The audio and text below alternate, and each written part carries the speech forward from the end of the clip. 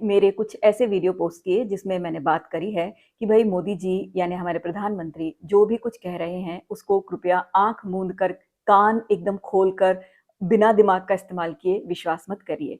थोड़ा सा सोचिए समझिए कि भाई वो अगर इस बात तरह की बातें कर रहे हैं जिसमें कोई सिर ना पैर, तो कम से कम सोचिए कि वो ऐसा क्यों कह रहे हैं। कम से कम आप वो नहीं कर सकते तो एटलीस्ट उनकी बातों को एकदम शब्दशः मत मानिए। उनको रीचेक करिए कि क्या वो जो कह रहे हैं उसमें कुछ सच्चाई भी है, और ये सोचिए कि वो ऐसा क्यों कह रहे हैं, हास्यास्पद बातें क्यों कर रहे हैं।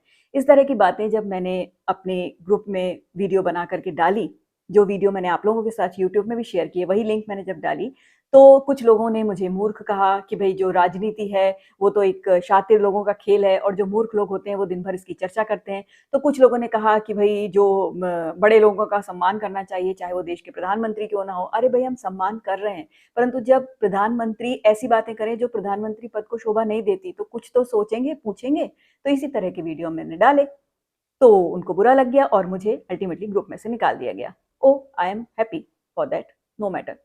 इसी तरह से मेरे हस्बैंड को मैसेज आया एक ग्रुप के एक फ्रेंड का कि भाई तुमने ये जो यूट्यूब के क्लिप्स डाले हैं, लिंक्स डाले हैं, जिसमें पॉडकास्ट हैं और कुछ न्यूज़ हैं और कुछ रिपोर्टर की रिपोर्ट्स हैं, जिसमें ये बताया गया है कि भाई जो सरकार कह रही है उस पे आंख मूंद के भरोसा मत करो, थोड़ा क्वेश्चन करो। केवल यही तो कह रहे हैं कि थोड़ा सा क्वेश्चन करो। हम आपसे थोड़ी कह रहे हैं कि आप बिल्कुल एंटी मोदी हो जाओ, एंटी बीजेपी हो जाओ या जा करके कांग्रेस की गोदी में बैठ जाओ। यहाँ सवाल बीजेपी और कांग्रेस का नहीं है, सवाल हमारा और आपका है, सवाल देश का है, सवाल हमारे समाज का है, हमारे मोहल्ले का है, हमारे शहरों का है, हमारे भविष्य का है।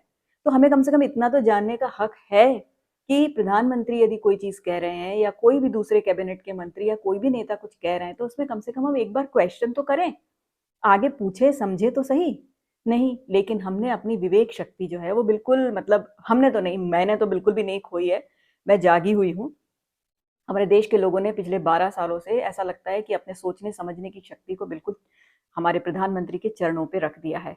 तो इससे एक ही बात मुझे ध्यान में आती है कि भई जैसा तुलसीदास जी की पत्नी ने तुलसीदास जी से कहा था कि अगर इस तरीके की लगन और प्रेम तुम मेरे प्रति यानी मे पत्नी के प्रति दिखा रहे हो, यदि तुमने ऐसा राम के प्रति दिखाया होता तो तुम्हें अभी तक राम मिल गए होते। तो मैं अपने देशवासियों से, अपने उन सभी दोस्तों से कहूँगी जो कि मोदी जी की भक्ति में बिल्कुल एकदम रत हो के रखे हुए हैं, कि अगर आपने इतना प्रेम, इतनी भक्ति भगवान से कर ली होती तो आपको मिल जाते। मोदी जी भले ही आपको भगवान लगें, परंतु वो भगवान नहीं हैं। आपकी भक्ति करने से वो आपको नहीं मिलेंगे। इससे अच्छा है कि आप भगवान की भक्ति कीजिए।